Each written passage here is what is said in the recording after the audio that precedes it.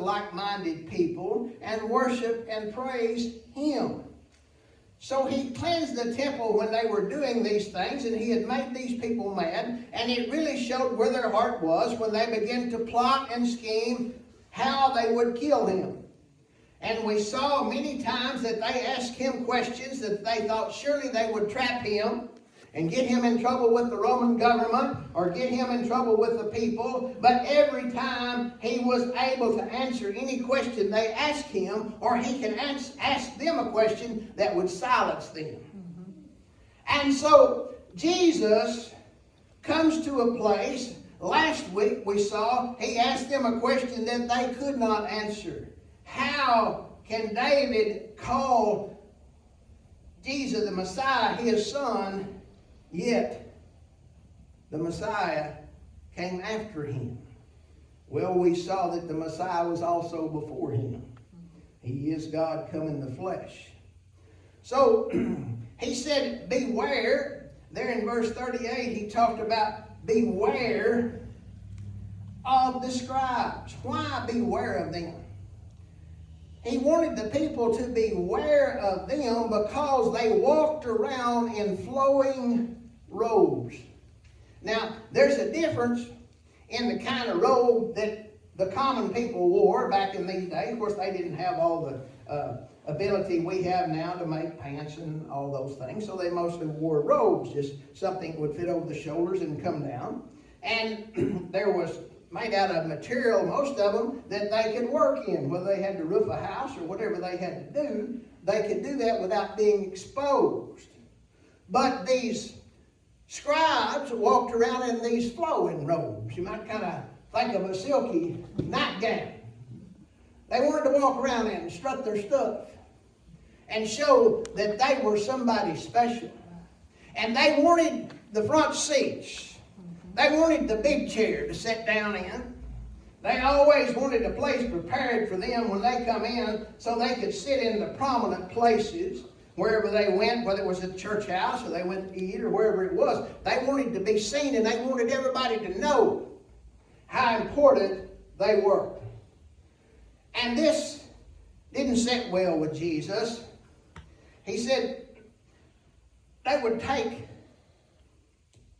and these special seats and all these things and wanted the prominent places. If they were alive today, they'd be the ones taking lots of selfies. Here I am. I'm throwing my money in. Get the picture. I'm throwing my money in the offering. You see, they didn't have cell phones then to advertise things. But there was other things, other ways they chose to do this. Some people deserve honor, but they don't live to have it. But these people lived to have it. These religious rulers used their position of honor to further their self-centered ambitions. Verse 40 says, they devour widows' houses for a pretense and make long prayers. You see, widows in this day, back in Jesus' day, once their husband died, they became very vulnerable. Because there was no Social Security, there wasn't any type of program to help them. They were kind of at the mercy of the people. And sometimes these religious leaders and rulers would get their eye on this widow's house. Boy, her husband dead now, and and the women back then, they weren't as educated as the men, so they would be taken advantage of many times by the religious leaders. They would get their eye on the widow's house, her possessions, and little by little, in a pretense of helping the widow, first thing you know, they'd have her house and they'd have her land. And that's not right. She should be able to live in that house and have that land until she died if the church or religious people were going to help her, not do it to get her a house and get her land. So this really rubbed Jesus the wrong way in what they would do. They devour widows' houses, and they're dishonest hypocrites.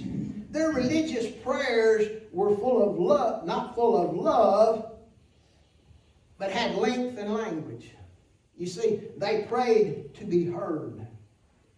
But as Jesus wanted them to know that severe punishment will come when Jesus judges.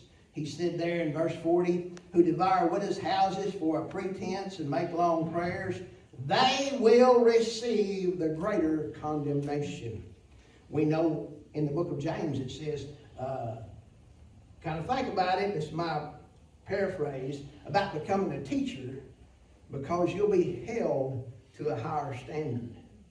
And God expects